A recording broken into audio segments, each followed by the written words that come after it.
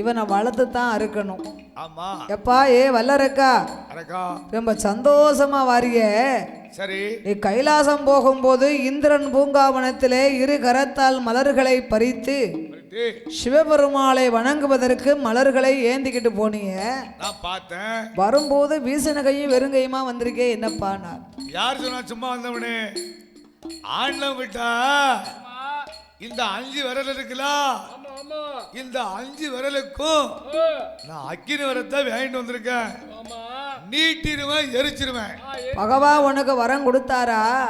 தந்தேன் தந்தவனாரே. ஏ அரக்கா, என்ன பகவானை பத்தி உனக்கு தெரியாது. பெரிய புழுவலி மனுஷன். யாரு எப்ப வரத்தை கேட்டாலும் அவர் இல்லைன்னு சொல்லுத பழக்கமே கிடையாது. கிடையாதா? அப்படி ஆண்டவன் உண்மையாக உனக்கு வரம் கொடுத்தது நிச்சயம்னா, ஆமா, வாழுதாரன் வேலுதாரன் மாப்பிள்ளையா இருந்துக்கோ, கைலாசத்தையே வச்சுக்கோன்னு ஏன் சொல்லணும்? ஏன் சொல்லணும்? அப்பேற்பட்ட பகவான் உனக்கு வரம் கொடுத்திருப்பாருன்னு பாக்கியா? பாத்தியா? எனக்கு தெரிஞ்சதை சொல்லிட்டேன். நம்புததும் நம்பாததும் ஓன் சௌரியம்னா. ஆமா. அப்ப அரக்கன் பார்த்தான். இல்லையா? நாரதர் சொல்லுவது சரிதானே? உண்மைதானே? பகவான்கிட்ட 5 விரலுக்கும் அக்கினி வரம் தானே கேட்டோம்.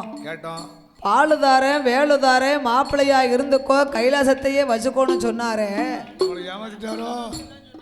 அப்பேற்பட்ட பகவான் வரம் கொடுத்திருப்பாரா கொடுத்திருக்க மாட்டாரா?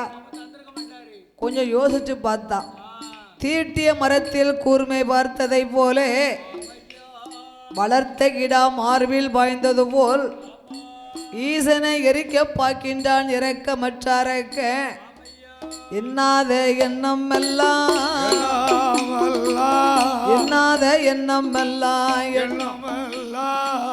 என்னதானே வல்லரக்க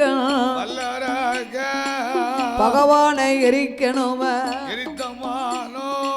தேவ முனிவர்களை எரிச்சா நம்மளை கும்பிடுறதுக்கு ஆள் இல்லை. சிவபெருமான் வணங்கணுமே.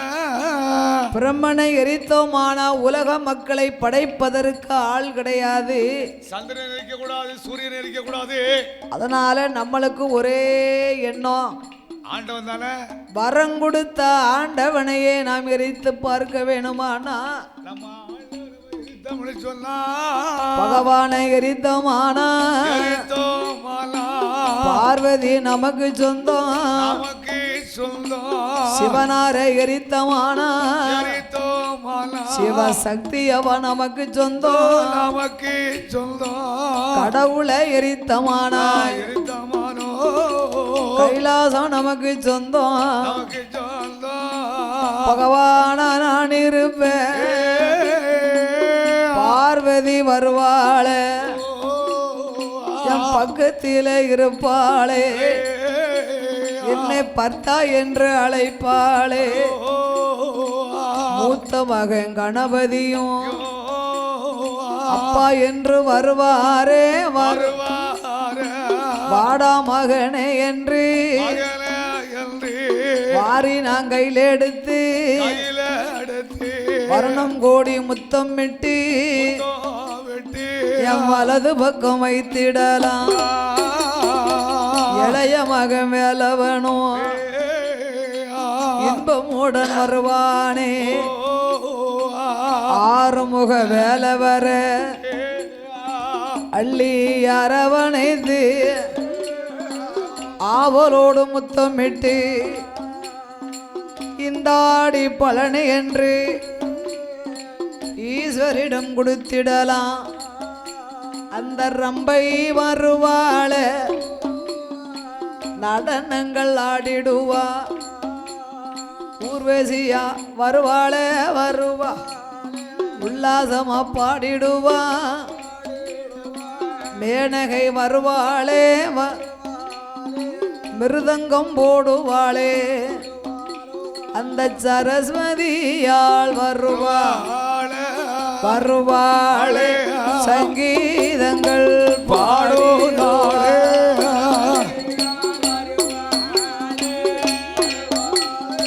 சங்கீதங்கள்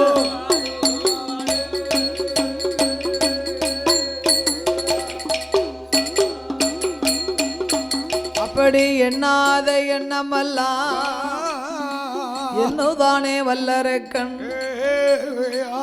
பார்வதி வருவா என் பக்கத்துல இருப்பா என்னை பர்த்தான்னு அழைப்பா.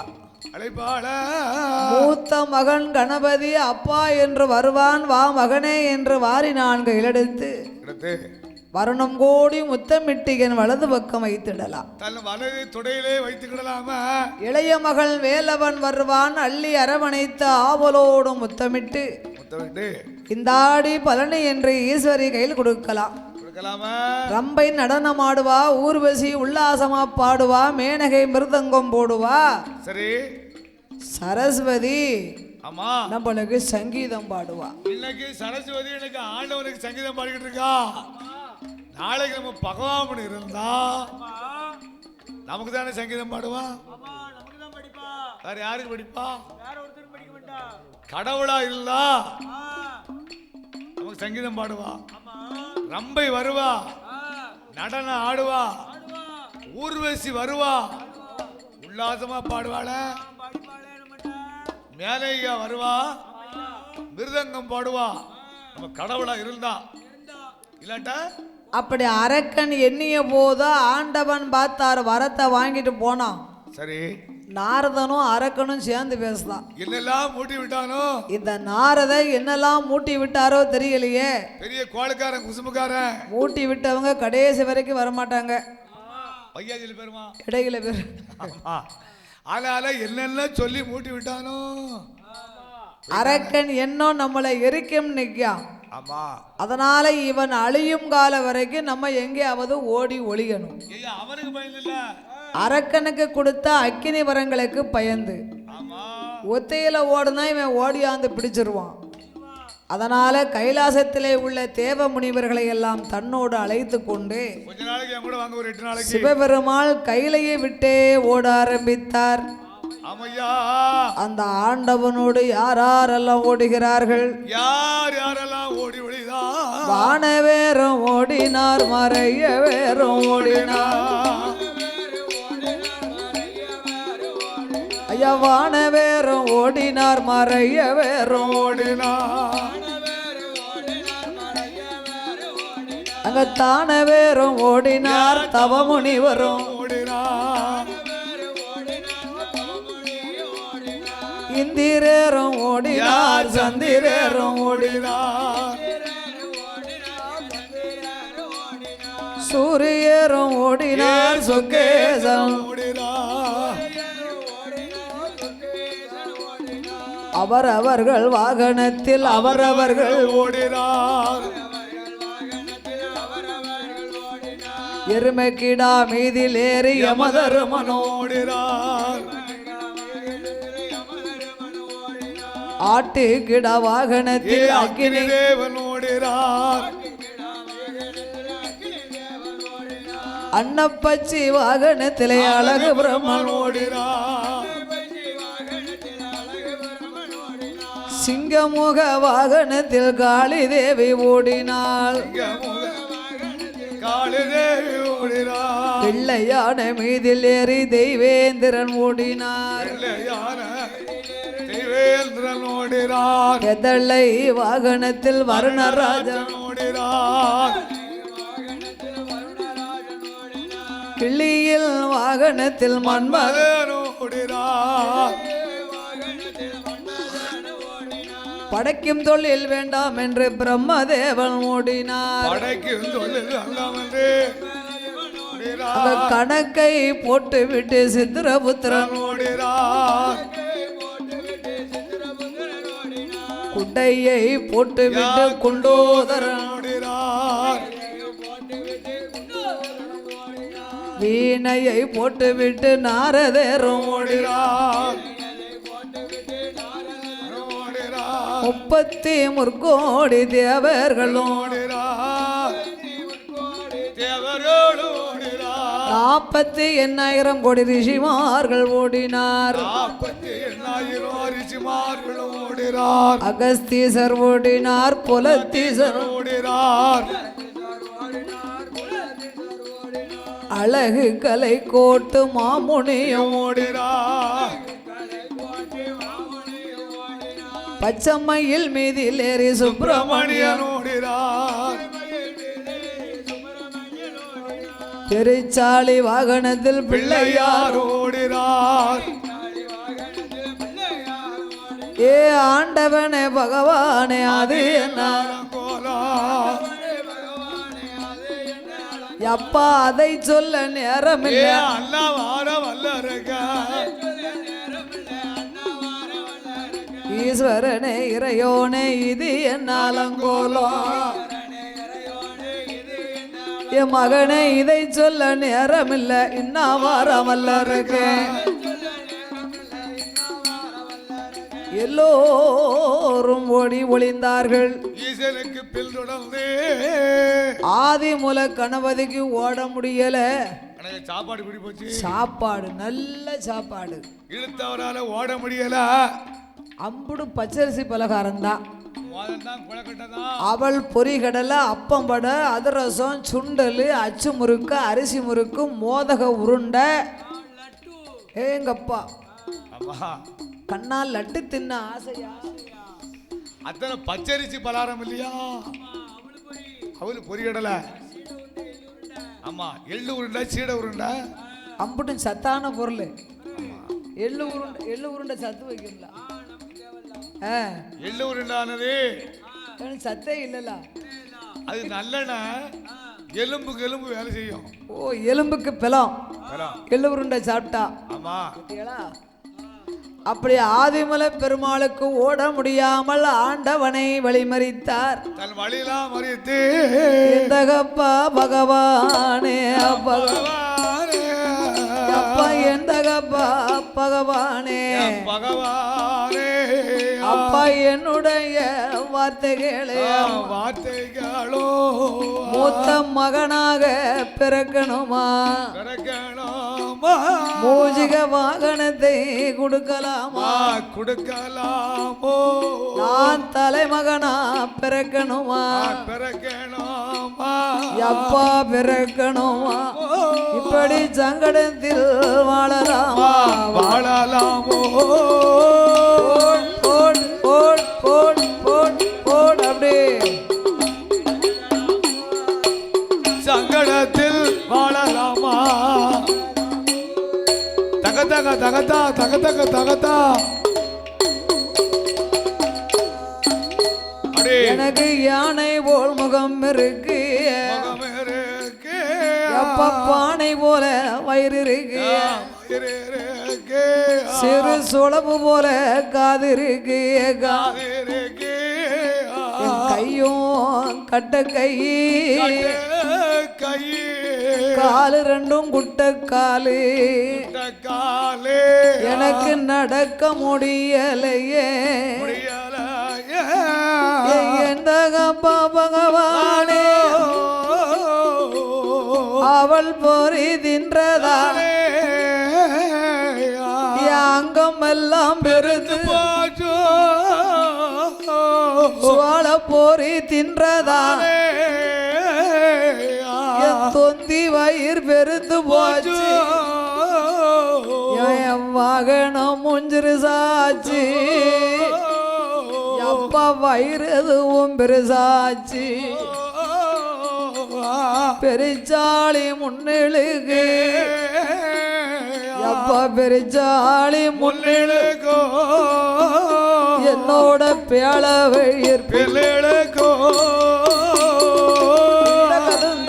போட் போட் போட் போட்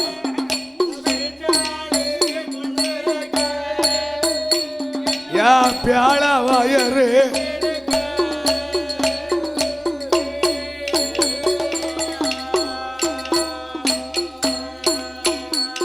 எப்பா அச்சமற்றார கணக்கு அதிக வரம் கொடுத்து விட்டு ஆண்டவா ஓடலாமோ கொடுத்ததே கொடுத்தீங்களே எனக்கு ஒரு பெரிய வாகனத்தை கொடுத்திருக்கலாமே ஆளுக்கு தகுந்த கொடுக்கணும் நீங்க எல்லாரும் பறந்து பறந்து ஓடுதீங்களே ஓடுதியல அப்பா அப்பா பிளசர்ல போறவங்க கொஞ்சம் வேகமா போவாங்க ஆமா புல்லட்ல போறவங்க டப்பு டப்பு டப்பு டப்பு டப்புன்னு போய்கிட்டு இருப்பாங்க எக்ஸல்ல போறவங்க ஆமா காரை விட புல்லட்டு கொஞ்சம் வேகமா போவோம் இந்த புல்லட்டை விட இந்த ஹீரோ ஹோண்டா கொஞ்சம் பைய போகும், அதை விட ஸ்கூட்டி கொஞ்சம் பைய கம்மியா போகும், எல்லாத்துக்கும் மேல எக்ஸல் ரொம்ப பைய போகும்.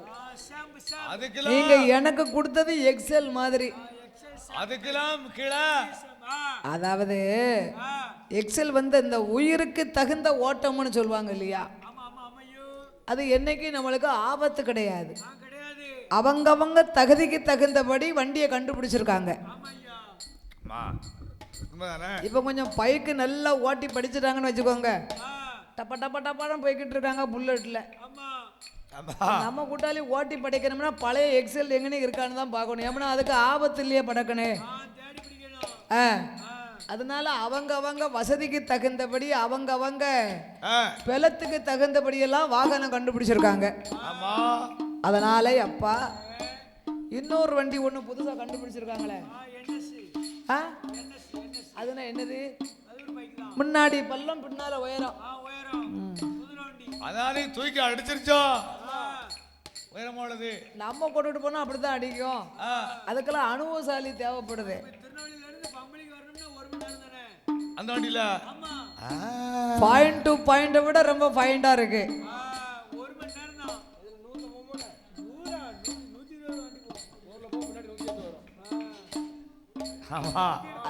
அதெல்லாம் கை வந்த கலை ஐயா. உண்மைதானே, ஓட்டி படிச்சாதுன்னா பயப்பட வேண்டாம்ல. அதனால என் தம்பி வடிவேலன் எனக்கு இளையவன், சரி, அவனுக்கு பறக்கும் மயில் வாகனத்தை கொடுத்திருக்கீங்களே. எங்க மாமாவுக்கு கருட வாகனம், என் தாய்க்கு சிங்க வாகனம், காளி தேவிக்கு கடுவா வாகனம், உங்களுக்கு காளை வாகனம், யமதர்மனுக்கு எருமைக்கடா வாகனம், அக்கினி தேவனுக்கு ஆட்டுக்கடா வாகனம், பிரம்மனுக்கு அன்னப்பச்சி, இந்திரனுக்கு வெள்ளையானை வாகனம். இப்படி எல்லாருக்கும் பெரிய பெரிய வாகனமா கொடுத்துட்டு நான் ஆளு கனமா இருக்கேன். கொடுத்த வாகனம் ரொம்ப சிறுசா இருக்கப்பா. வாகனமும் சிறுசு, என் வயிறோ பெருசப்பா. அது மட்டும் இல்லையப்பா, பெருச்சாளி வாகனந்தான் வாடிவா என்ற அழைத்தா, உன்ன பலகாரங்க கூதப்பா, எட்டிவா என்ற அழைத்தா, எள்ளுருண்ட கூதப்பா, அப்பா மானங்கட்ட பெருச்சாளி அது மாவுருண்ட குதப்பா, சீருகட்ட பெருச்சாளி சீட உருண்ட குதப்பா, அப்பா புத்தி கட்ட பெருச்சாளி அது பொறிகளங்கா குதப்பா. நான் இத்தனைக்கும் எங்க போவே, இத்தனைக்கும் எங்க போவே, எந்தகப்பா பகவான்.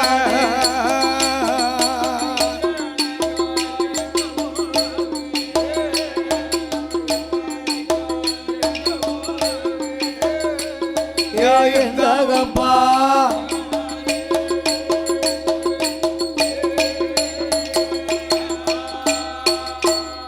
அப்பா இந்த வரம் எனக்கு வேண்டாம். அதோ வாரானே வல்லரக்க அரக்கணவன் வந்தானானா, அக்கினியால் எரித்திடுவான். சண்டாளே வந்தானானா சங்காரம் செய்திடுவான். குடும்பாவி வந்தானானா குப்பிலே கைய வைப்பான், குப்பிலே கைய வைப்பான். என்னோட கொலக்கட்டையா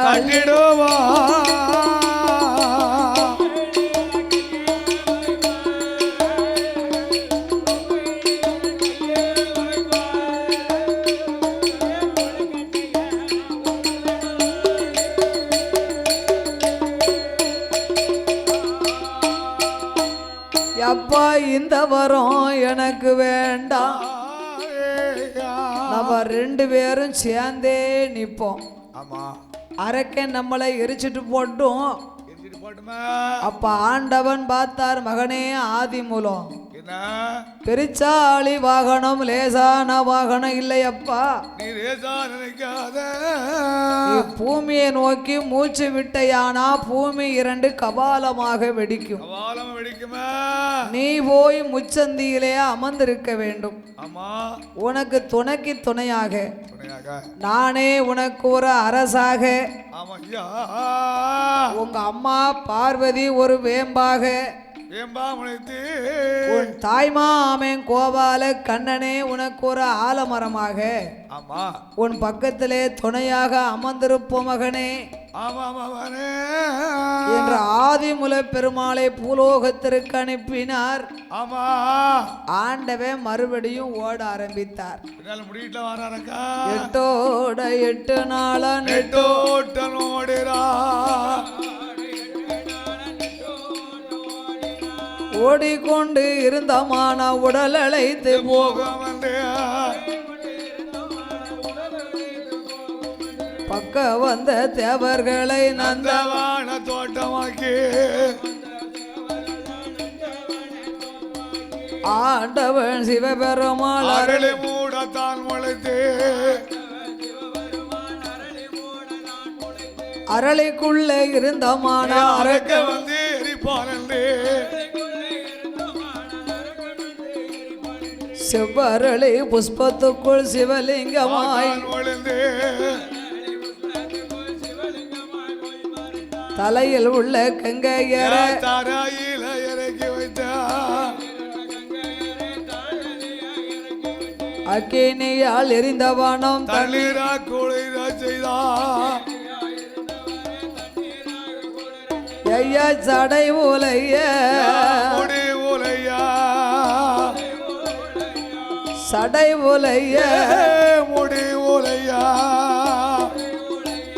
அங்கே முடி உலைய முடி உலையா சங்கரன் பகவான் தான் ஒளியா யா முடி உலையா.